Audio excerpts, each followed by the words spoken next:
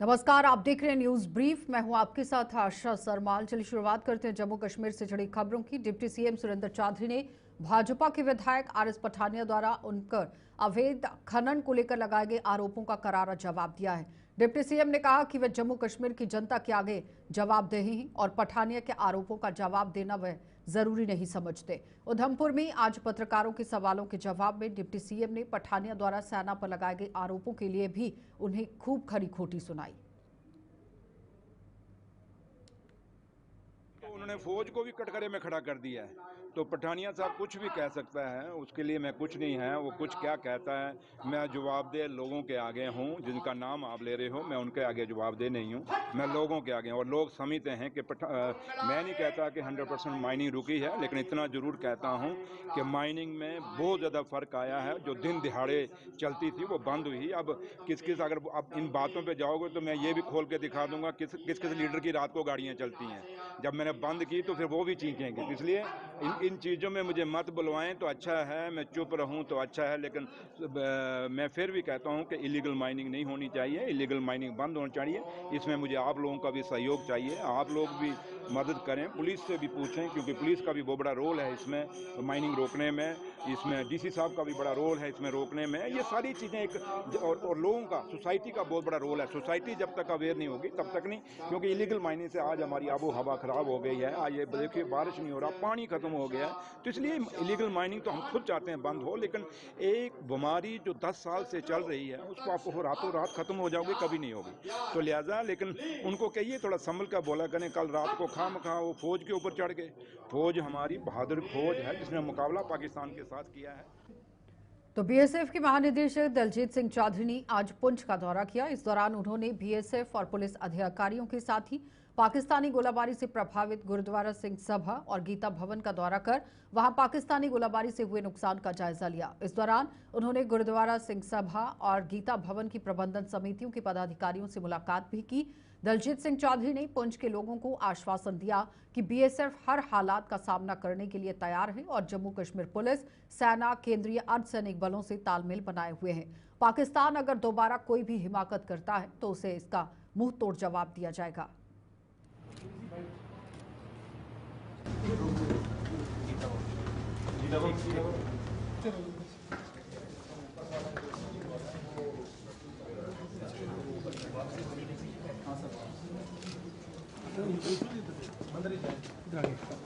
चलिए शूज यहाँ बता दीजिए।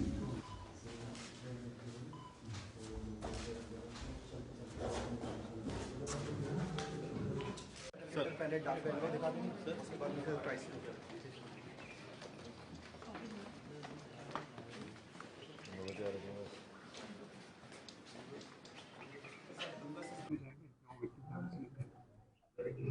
तो उसके बाद फिर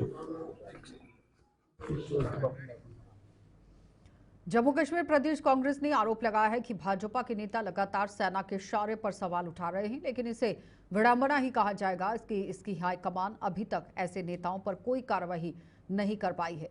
तो मध्य प्रदेश के मंत्री विजय शाह ने जहां कर्नल सोफिया पर सवाल उठा दी, वहीं अब रही सही कसर भाजपा के ही एक जम्मू कश्मीर के विधायक ने पूरी कर रख दी है। जम्मू में आज एक प्रेस कॉन्फ्रेंस के दौरान प्रदेश कांग्रेस के प्रमुख प्रवक्ता रविंदर शर्मा ने केंद्रीय गृह मंत्री से भाजपा के ऐसे नेताओं पर कार्रवाई करने की मांग कर दी और दूसरी ओर रविंदर शर्मा ने यह भी कह दिया कि पहलगाम की बैरसन घाटी में सुरक्षा व्यवस्था के इंतजाम क्यों नहीं किए गए थे, इसका जवाब भी केंद्रीय गृह मंत्री को देना होगा। केंद्रीय गृह मंत्री अगर इसकी चूक की जिम्मेदारी लेते हैं तो अपने पद से इस्तीफा उन्हें दे देना चाहिए। 23 दिन, लेकिन अगर सवाल को उठा रहा है तो भाजपा के नेता उठा रहे, वो चाहे मध्य प्रदेश से विजय शाह हो जो मंत्री हैं इनकी गवर्नमेंट ने, और आज तक सरकार ने या पार्टी ने उनके खिलाफ कोई कार्रवाई नहीं की जिसने कहा कि जो इतनी शूरवीर हमारी कर्नल सोफिया के ऊपर सवाल उठा सकते हैं। ये बहुत ही निंदनीय है, बहुत ही शर्मनाक है। लेकिन उससे भी शर्मनाक है कि भाजपा के नेतृत्व ने और केंद्रीय नेतृत्व ने उनके खिलाफ कोई कार्रवाई नहीं, जो अभी मंत्री बने हुए। हालांकि सुप्रीम कोर्ट ने सख्त टिप्पणियां की, उन्होंने कहा, और एफआईआर कानूनी कार्रवाई भी नहीं होती। उसके बाद डिप्टी चीफ मिनिस्टर बोल पड़ते हैं कि सारी सेना नतमस्तक है मोदी जी के चरणों में। सेना आदेश सुनती है, राष्ट्रपति सुप्रीम कमांडर होते हैं, और जो सरकार देश में हमारी डिफेंस सेना है, लेकर सेना पे इस तरह की टिप्पणी करना, उसके खिलाफ कार्रवाई कोई। अब जम्मू कश्मीर के विधायक और उनके स्पोक्समैन, उन्होंने भी सेना पे सवाल खड़े कर दिए। पूरे देश के अंदर सेना को डिमोरलाइज करने का काम भारतीय जनता पार्टी कर रही है, और ये सवाल दूसरों पे कर रहे हैं, और इसका जवाब दे। तो जम्मू कश्मीर में कोविड-19 फिर से दस्तक दे चुका है। श्रीनगर में जहां 2 महिला स्टूडेंट्स को कोविड पॉजिटिव पाया गया है, वहीं गनीमत ये रही कि जम्मू संभाग में अभी तक ऐसा कोई भी मामला सामने नहीं आया है। केंद्रीय स्वास्थ्य मंत्रालय के दिशा निर्देश पर हालांकि जम्मू के जीएमसी में कोविड से निपटने की हर तरह की तैयारियां कर ली गई हैं। जीएमसी के मेडिसिन डिपार्टमेंट के हेड डॉक्टर राजीव गुप्ता ने लोगों से समय के साथ संयम बरतने के साथ साथ सभी एहतियात बरतने की सलाह दे दी है, जिन पर कुछ साल पहले कोविड के प्रकोप के दौरान अमल किया जाता था। जीएमसी में यहां आइसोलेशन वार्ड तैयार करने के साथ साथ केंद्रीय स्वास्थ्य मंत्रालय की हर गाइडलाइन का पालन भी किया जा रहा है।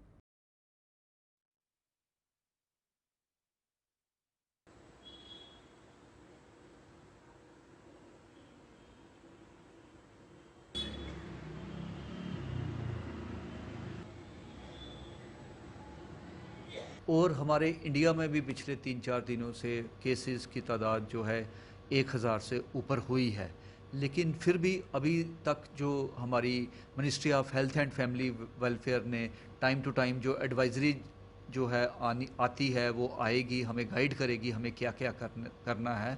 लेकिन कोविड के लिए तो जो पहले हम सारी जो प्रिकॉशंस लेते थे, आज की डेट में भी वही precautions as a matter of principle हमें रखनी हैं, स्पेशली जब कि हम भीड़ भाड़ के इलाके में जाएं तो, या कहीं पे ऐसी है कि हमें कोई खांसी खुंसी का पेशेंट है उसका पता करने जा रहे हैं, तो अपनी प्रिकॉशन तो मास्क स्टैंडर्ड प्रिकॉशन है। उसके बाद हाँ, हैंड वॉशिंग, जब भी हम बाहर जाते हैं, घर आते हैं, किसी चीज़ को टच करते हैं तो अच्छी तरह हाथ धोना विद सोप एंड वाटर, वो एक दूसरी प्रिकॉशन है। और उसके अलावा जो है बाकी जो है सतर्क रहना, लेटेस्ट न्यूज़ सुनना कि क्या हो रहा है, क्या क्या एडवाइजरी आ रही है और नए वेरिएंट्स किस तरफ हैं, वो ज़्यादा बीमारी तो नहीं कर रहे या ज़्यादा सीवियर तो नहीं कर रहे। लेकिन अभी तक जो ट्रेंड्स देखा है, हमारे जो केसेस हैं वो डोमिसिलरी ट्रीटमेंट में ही, घर के इलाज में ही काबू आ रहे हैं, और जो है उनको हॉस्पिटलाइजेशन करने की ज़रूरत नहीं पड़ रही। लेकिन गवर्नमेंट ने अपने लेवल पे सभी हेल्थ इंस्टीट्यूशंस को एडवाइजरी जारी कर दी है कि अपने oxygen plant, wards, disaster ward, isolation ward की प्रिपेयर्डनेस रहनी चाहिए कि इन केस की सिचुएशन ज़्यादा अलार्मिंग हो जाती है तो हमारे हेल्थ वर्कर्स किसी भी सिचुएशन को टैकल करने के लिए तैयार रहें। जम्मू एंड कश्मीर में कोई मेजर प्रॉब्लम नहीं आई है, और जो जैसे जैसे अगर हमें लगता है कि ये सिचुएशन बढ़ रही है तो हम जो कोविड के जो टेस्टिंग सेंटर्स है जगह जगह इंस्टॉल कर देते हैं, और लोगों को हिदायतें या एडवाइजरी लोकल न्यूज़पेपर्स में भी जारी करते हैं। तो भारतीय जनता पार्टी ने जम्मू में आज स्वर्गीय महारानी अहिल्याबाई होलकर की 300वीं जयंती पर उन्हें भावनीय श्रद्धांजलि दी, और पार्टी कार्यालय में महिला मोर्चा द्वारा आयोजित एक कार्यक्रम के दौरान स्वर्गीय महारानी को श्रद्धासुमन अर्पित करने के साथ साथ उनके द्वारा समाज सुधार के लिए उठाए गए कदमों के साथ साथ सनातन धर्म के प्रचार के लिए भी की गई जद्दोजहद को याद किया गया। और भाजपा के प्रदेश अध्यक्ष सत शर्मा सहित पार्टी के कई अन्य वरिष्ठ नेता भी इस कार्यक्रम में मौजूद थे। जिस तरीके का वातावरण हम लोग चाहते थे, धर्म को आगे किया, और हम सब उनकी प्रतिमा में शुरू से देखते हैं कि वो शिवलिंग को हाथ में लेकर चलती थी। पुण्य शिवलिंग, उसी के कारण उन्हें पुण्य श्लोक रानी अहिल्याबाई होलकर जी के नाम से जाना जाता है। हम सब इस कार्यक्रम के माध्यम से आज उनकी जीवन के ऊपर जो है रोशनी डालेंगे। अलग अलग से वक्ता जो हैं पार्टी की तरफ से आए हैं जो उनके जीवनी के बारे में बात कहेंगे। मैं महिला मोर्चा की अध्यक्षा संजीता जी को साधुवाद देना चाहता हूं कि आज भारी मात्रा में आज मातृशक्ति भी है, और आज के दृष्टि में अगर हम लोग बात करें तो मातृशक्ति को उनसे प्रेरणा लेने की आवश्यकता है। उस समय जिस तरीके से कृतियों को मिटाकर अपने धर्म को उन्होंने आगे बढ़ाया, और उस देश को जो है, देश के उस हिस्से को जहां पर वो राज्य करती थी उसको आगे बढ़ाया है। हम सब उनसे प्रेरणा लेकर यहाँ से जाएं। मैं अध्यक्षा जी और उनकी पूरी टीम को साधुवाद देना चाहता हूं कि मुझे आज इस कार्यक्रम में रहने का मौका मिला है। इन्हीं शब्दों तो पुंछ के ही जनप्रतिनिधियों, समाज सेवियों और आम नागरिकों ने राजा सुखदेव सिंह जिला अस्पताल पुंछ को गवर्नमेंट मेडिकल कॉलेज का दर्जा देने की मांग कर दी। इन लोगों के मुताबिक पुंछ सीमावर्ती और पहाड़ी क्षेत्र है, जहां अक्सर सीमा पार से गोलाबारी के साथ साथ सड़क हादसे भी पेश आते रहते हैं और ऐसे में तत्काल और अत्याधुनिक चिकित्सा सहायता की कमी के कारण कई कीमती जानें चली जाती हैं। लिहाजा इस अस्पताल को जीएमसी का दर्जा दिया जाना चाहिए और इस अस्पताल को यहां अगर जीएमसी का दर्जा दिया जाता है तो न केवल उपचार सुविधाएं बेहतर होंगी बल्कि स्थानीय युवाओं को चिकित्सा शिक्षा के अवसर भी मिल पाएंगे, जिससे भविष्य में इस क्षेत्र में डॉक्टरों की कमी को पूरा करने में मदद मिल सकती है। मेरी डिमांड ये है कि जो 13 जाने पहुंची गई हैं उन्हें हमें एक तोहफा मिलना चाहिए मीडिया के माध्यम से, ताकि ये मीडिया से पता चले कि यहाँ पर जो भी पेशेंट आए वो हमारा उसकी अच्छे तरीके से इलाज हो। डिस्ट्रिक्ट हॉस्पिटल में अच्छे तरीके से इलाज होने की वजह से हमें ये फैसिलिटी मिलनी चाहिए। यहाँ पर आईसीयू वार्ड होनी चाहिए, वेंटिलेटर होना चाहिए, बेसमेंट थिएटर होना चाहिए। उस थिएटर की वजह से ये उम्मीद करते हैं अगर उसे एक लंग से वो रेस्पिरेट कर सकता था। अगर यहाँ पर जीएमसी गवर्नमेंट मेडिकल कॉलेज होता तो मेरे ख्याल में हमारी जानें कुछ बच सकती थी, क्योंकि जितनी भी बमिंग, जितनी भी शेलिंग हुई है वो तमाम शेलिंग जो पुंछ सिटी में हुई है, पुंछ सिटी से मेरे ख्याल कोई 1-2 किलोमीटर हमारा पाकिस्तान का बॉर्डर पड़ता है।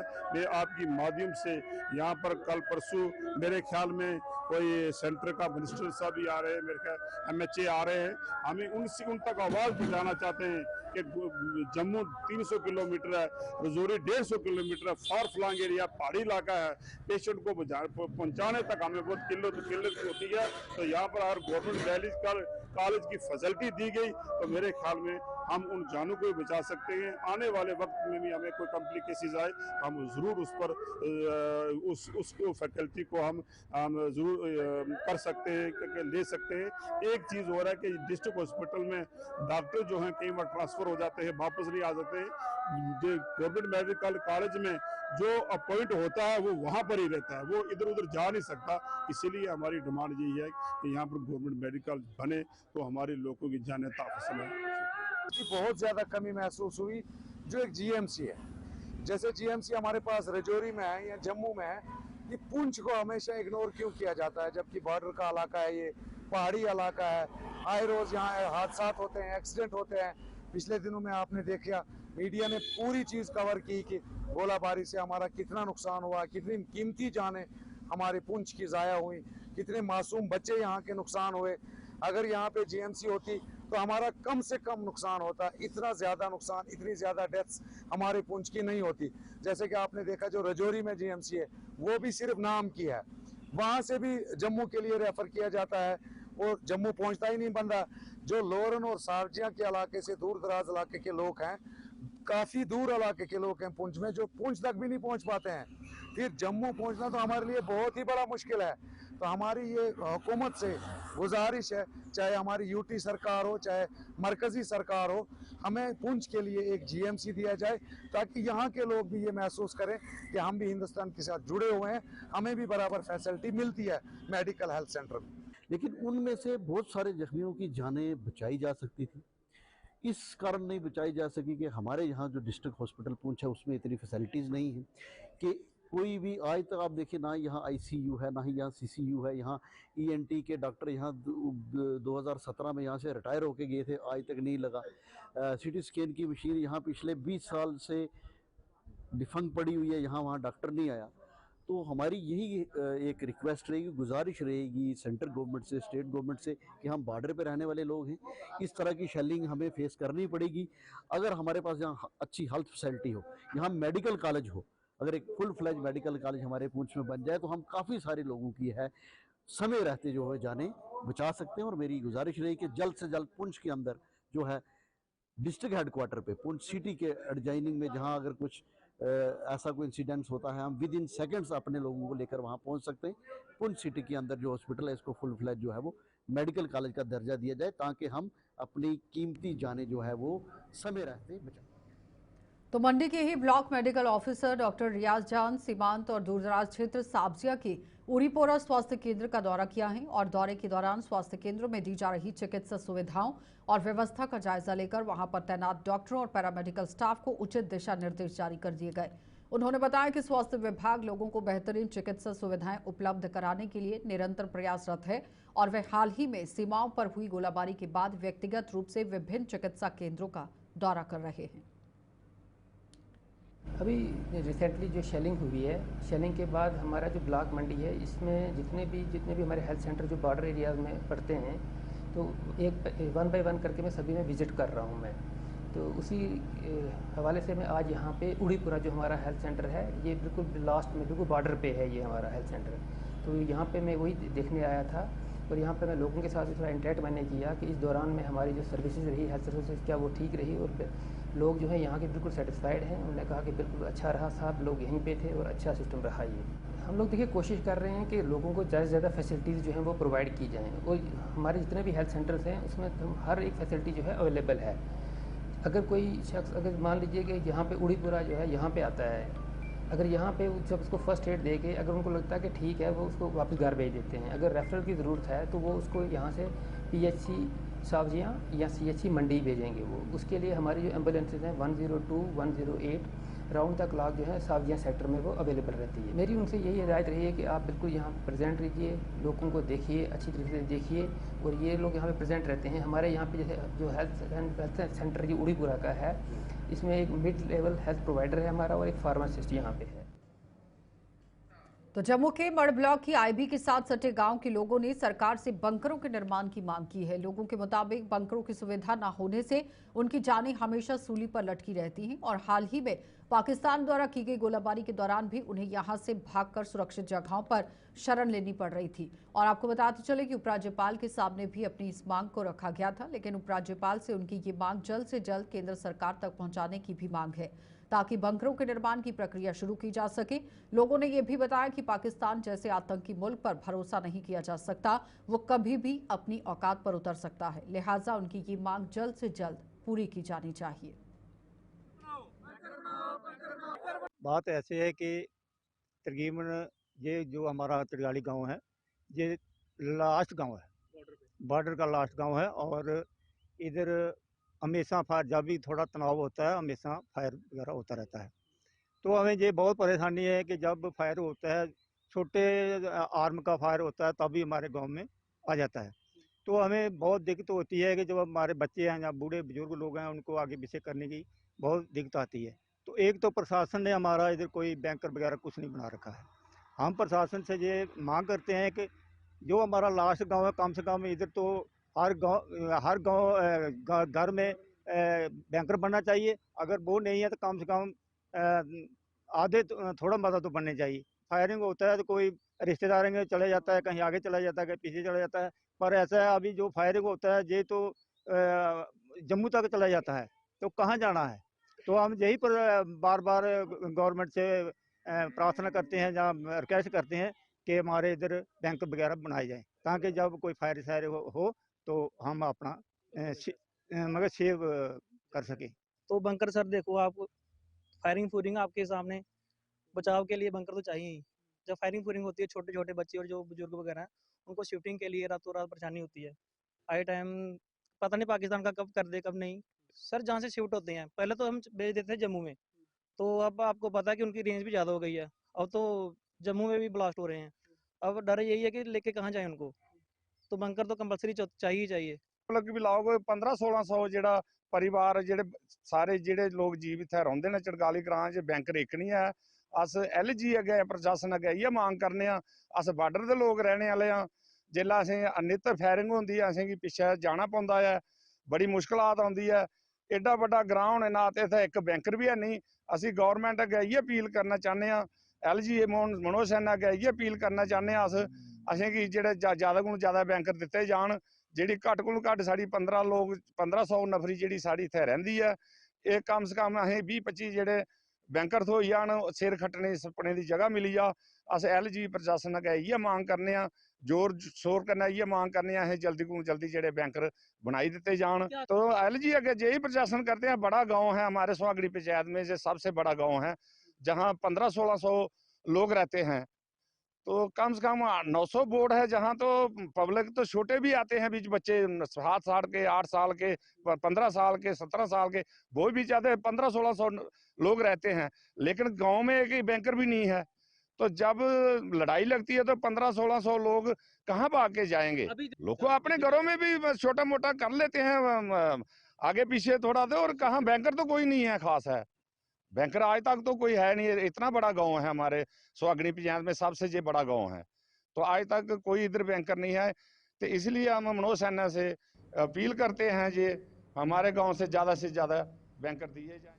हाल ही में आई हुई भारी आंधी तूफान ने बागवानी करने वाले किसानों को भारी नुकसान झेलना पड़ रहा है और अखनूर के गांव सुंगल, थाती, लोअर सुंगल, नई बस्ती, पालमा सहित अन्य गांव में दशहरी और देसी आम की फसल को बेहद नुकसान हुआ है। किसानों के मुताबिक प्राकृतिक आपदा ने उनकी मेहनत पर पानी फेर दिया है और उनकी रोजी रोटी फलों पर ही निर्भर है और हर बार आंधी तूफान उनके अरमानों पर पानी फेर कर रख देता है। इस नुकसान की भरपाई के लिए सरकारें हर बार उन्हें आश्वासन तो जरूर देती हैं, लेकिन आज तक कोई भी सरकार अपने वादे को पूरा नहीं कर पाई।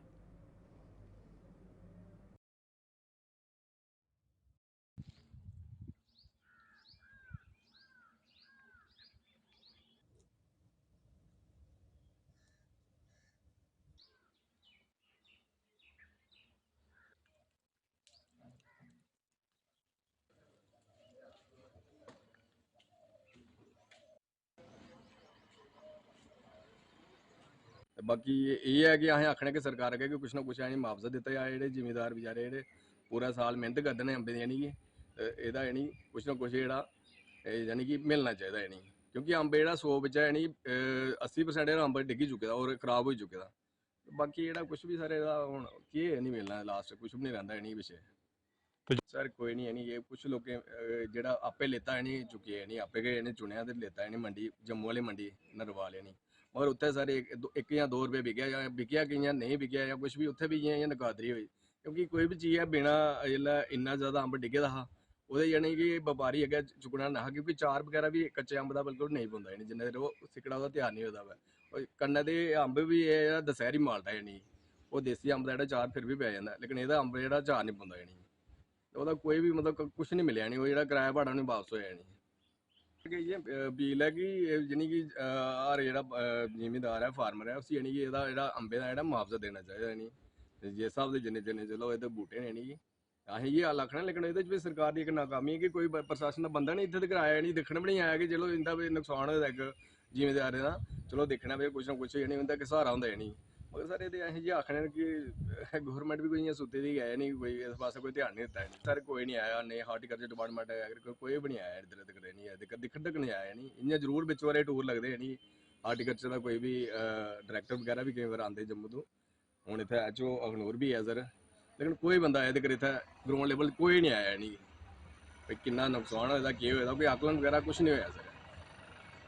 अस ते इ'यै आखने तुंदे चैनल माध्यम ने कि एह्दा यानी कुछ ना कुछ यानी कि गौरमेंट ने मुआवजा देना चाहिदा यानी, क्योंकि जेह्ड़ा जिमीदार है ओह् कि'यां कम्म चलाएगा अपना यानी कि जेह्दी रोजी रोटी गै इक अंब दा जेह्ड़ा बाग लग्गे दे न, ओह् उ'यै चीज कि अगर कल बचांदी है, लेकिन होर ओह् केह् करेगा यानी। त्रीया साल एक साल छोड़िए बिच अंब जेह्ड़े ने असीं एह्दी फसल लगदी है, ओह्दे बाद भी कुदरत दा ऐसी मार पौंदी है कि ओह्दे कन्नै जिमीदार गी जेह्ड़ा बड़ा नुकसान होंदा। जिमीदार जेह्ड़ा ओह् जि'नें बी एह् मैंगो दे लाए दे न बाग बड़े परेशान न। इसलै कम से कम साढ़ी पंचायत सुंगल बी बिच गै 1 करोड़ कोला ज़्यादा जेह्ड़े एह् बपारियें अंब खरीदे दे हे। अग्गें तुस स्हाब लाओ कि 75% खत्म होई गे न, हून बपारियें कोला जिमीदार केह् लैग ते केह् छोड़ग।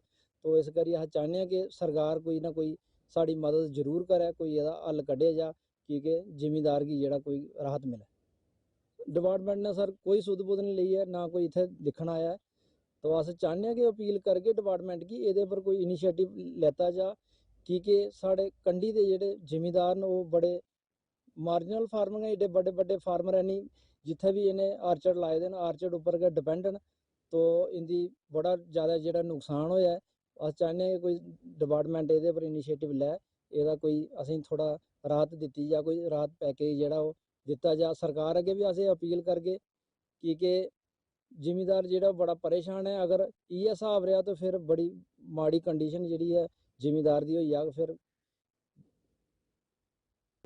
इत्थै बड़ी ज़्यादा मात्रा च मैंगो दे जेह्ड़े बाग लग्गे दे न, साढ़ा नई बस्ती है, पल्लवां है, लैड़ है, सुंगल है, ये सारे ਜਿਹੜੇ ਸਾਡੇ ਅੱਗੇ ਪਿੱਛੇ ਗ੍ਰਾਂਟ ਕਾਫੀ ਮਾਤਰਾ 'ਚ ਲੱਗੇ ਦੇ ਨੇ। ਖਾਸ ਕਰੀਏ ਅਸ ਸੁੰਗਲ ਔਰ ਬੀ ਪੰਚਾਇਤ ਦੇ 3 ਗ੍ਰਾਮ ਆਉਂਦੇ ਨੇ, ਪਲਵਾਂ ਨਈ ਬਸਤੀ ਦੇ ਲੈੜ ਇੱਥੇ ਭਲਿਆਂ ਜ਼ਿਆਦਾ ਮਾਤਰਾ 'ਚ ਜਿਹੜੇ ਅੰਬ ਲੱਗੇ ਦੇ ਨੇ। ਖਾਲੀ ਇਹ 3 ਗ੍ਰਾਮ ਦੇ ਜਿਹੜੇ ਨਾਲ ਮੈਂ ਲੈ ਦਾ ਨਈ ਬਸਤੀ ਪਲਵਾਂ ਔਰ ਲੈੜ 1 ਕਰੋੜ ਪਲੱਸ ਦੇ ਜਿਹੜੇ ਇਹ ਉਹ ਜੇ ਆਪਣੇ ਜ਼ਿਮੀਂਦਾਰ ਜਿਹੜੇ ਬਾਗ है वो बेचे दे, लेकिन चलिए न्यूज़ ब्रीफ में इतना ही, इजाजत दीजिए, नमस्कार।